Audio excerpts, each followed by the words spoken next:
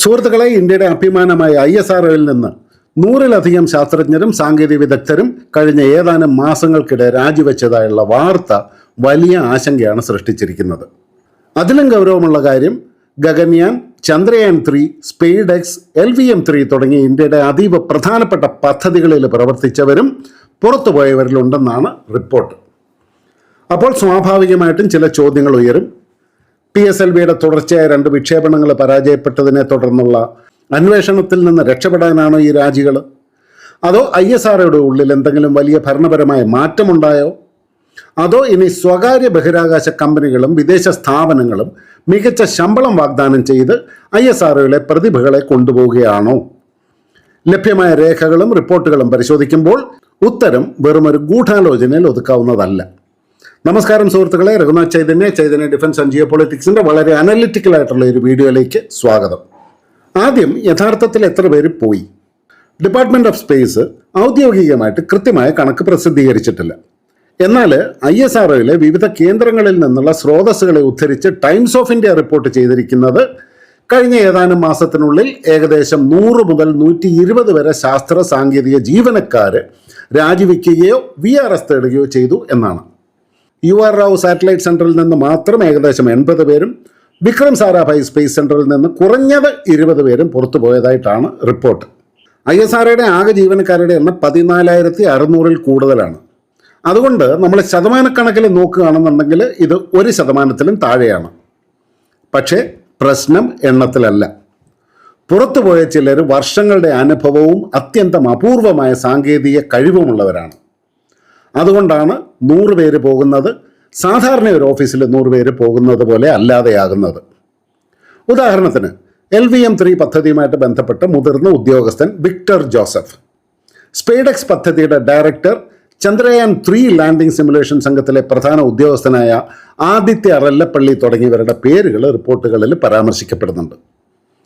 Chandrayaan 3യുടെ landing ക്രമം പരിശോധിക്കാനായിട്ട് 1,00,000-ലധികം പരീക്ഷണങ്ങളിൽ നിന്നായിട്ട് ഏകദേശം 25 ടെറാബൈറ്റ് ഡേറ്റ സൃഷ്ടിച്ച സംഘത്തിന് നേതൃത്വം നൽകിയ ആളാണ് ആദിത്യ അറല്ലപ്പള്ളി.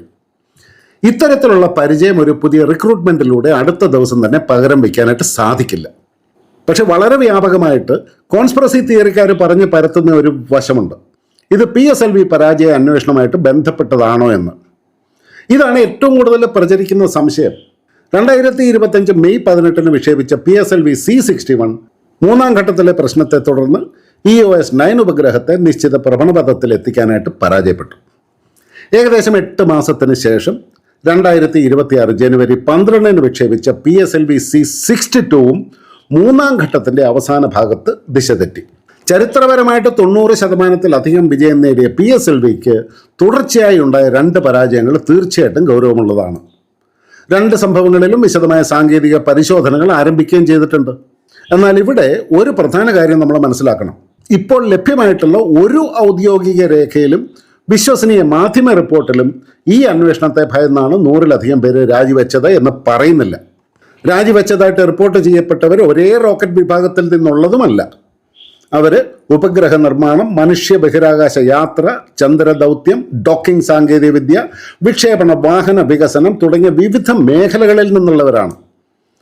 അതുകൊണ്ട് PSLV പരാജയങ്ങളെ മുഴുവൻ രാജ്യങ്ങളുടെയും നേരിട്ടുള്ള കാരണമായിട്ട് ചിത്രീകരിക്കുന്നത് ലഭ്യമായ തെളിവുകളുമായിട്ട് 1% പോലും പൊരുത്തപ്പെടുന്നില്ല. തീർച്ചയായിട്ടും പരാജയങ്ങൾക്ക് ശേഷമുള്ള അന്വേഷണങ്ങൾ, അധിക പരിശോധനകൾ, ഡോക്യുമെന്റേഷൻ, സമയസമ്മർദ്ദം എന്നിവ ജീവനക്കാരുടെ ജോലിഭാരം വർദ്ധിപ്പിച്ചിരിക്കാം. ഗഗൻയാനുമായിട്ട് ബന്ധപ്പെട്ട ചില വിതരണക്കാർ പോലും പരിശോധനകളും സാങ്കേതിക അവലോകനങ്ങളും വൈകുന്നതായിട്ട് പരാതിപ്പെട്ടിട്ടുണ്ടായിരുന്നു. എന്നാൽ അത് പരോക്ഷ സമ്മർദ്ദമായിട്ട് കണക്കാക്കാം. രാജിയുടെ പ്രധാന കാരണമെന്ന് ഉറപ്പിക്കാനായിട്ട് കഴിയില്ല. അപ്പോൾ പിന്നെ പ്രധാന കാരണം എന്താണ്? ഏറ്റവും ശക്തമായ വിശദീകരണം സാമ്പത്തികവും കരിയറുമായിട്ട് ബന്ധപ്പെട്ടിട്ടുള്ളതാണ്. ISROയിലെ ഒരു ശാസ്ത്രജ്ഞന് ലഭിക്കുന്ന സർക്കാർ ശമ്പളം സ്ഥിരതയുള്ളതാണ്. ജോലി സുരക്ഷയും സാമൂഹിക ബഹുമാനവും ദേശീയ ദൗത്യങ്ങളിൽ പ്രവർത്തിക്കാനുള്ള അവസരവും ലഭിക്കും. എന്നാൽ സ്വകാര്യ മേഖലയിലെ ശമ്പളവുമായിട്ട് താരതമ്യം ചെയ്യുമ്പോൾ വലിയ വ്യത്യാസമുണ്ട് താനും.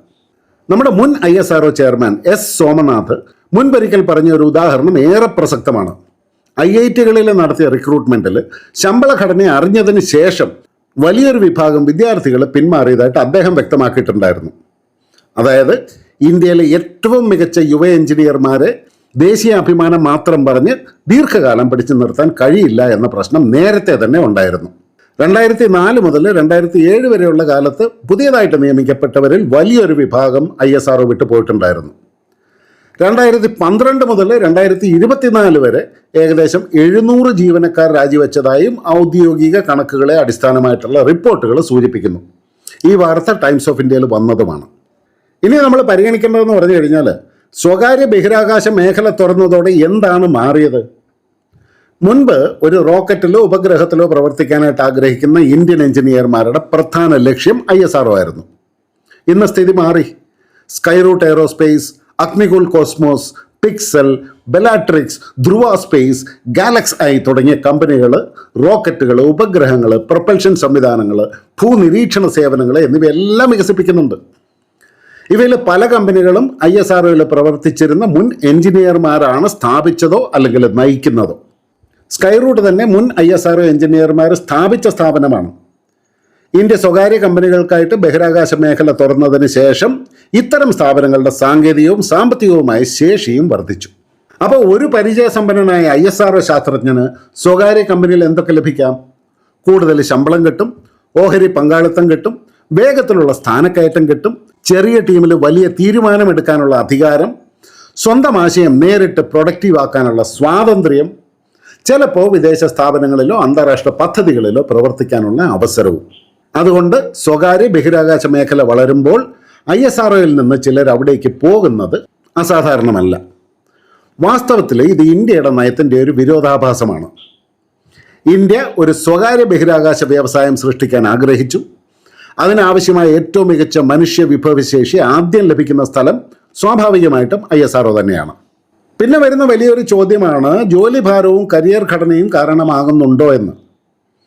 ISRO ഇപ്പോൾ ചരിത്രത്തിലെ ഏറ്റവും തിരക്കേറിയ ഘട്ടങ്ങളിൽ ഒന്നിലാണ്. ഗഗൻയാൻ, ചന്ദ്രയാൻ 4, ഭാരതീയ അന്തരീക്ഷ സ്റ്റേഷൻ, ശുക്രദൗത്യം, NGLV, പുനരുപയോഗിക്കാവുന്ന വിക്ഷേപണ വാഹനം, പ്രതിരോധ നിരീക്ഷണ ഉപഗ്രഹങ്ങൾ, വാണിജ്യ വിക്ഷേപണങ്ങൾ എല്ലാം ഒരേ സമയം മുന്നോട്ട് കൊണ്ടുപോവുകയാണ്.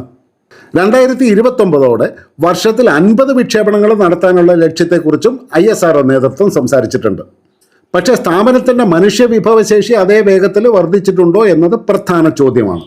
2025-26 ഡിപ്പാർട്ട്മെൻറ്റ് ഓഫ് സ്പേസ് വാർഷിക റിപ്പോർട്ട് പ്രകാരം ആകെ ജീവനക്കാരുടെ എണ്ണം 14,637 ആണ്. ഏകദേശം 1050 ശാസ്ത്ര, സാങ്കേതിക, ഭരണ തസ്തികകളിലേക്കുള്ള നിയമന നടപടികൾ പുരോഗമിക്കുകയാണെന്നും റിപ്പോർട്ടുണ്ട്. കാഡർ പുനഃസംഘടനയിലൂടെ 466 പ്രൊജക്ട് തസ്തികകൾ സ്ഥിരപ്പെടുത്തുകയും ഏകദേശം 460 ഉയർന്ന ഗ്രേഡ് തസ്തികകൾ സൃഷ്ടിക്കുകയും ചെയ്തിട്ടുണ്ട്. ഇത് ജീവനക്കാരുടെ കരിയർ വളർച്ചയിലെ പ്രശ്നം സർക്കാർ തിരിച്ചറിയുന്നുണ്ട് എന്നതിൻ്റെ സൂചനയാണ്. എന്നാൽ ഒരു പുതിയ ബിരുദധാരിയെ നിയമിച്ച് 10-20 വർഷം പരിചയമുള്ള മിഷൻ വിദഗ്ധൻ്റെ ഒഴിവ് ഫില്ല് ചെയ്യാനായിട്ട് സാധിക്കില്ല. അപ്പോൾ പിന്നെ പെട്ടെന്നുണ്ടായ നയമാറ്റമാണോ രാജിക്ക് കാരണം?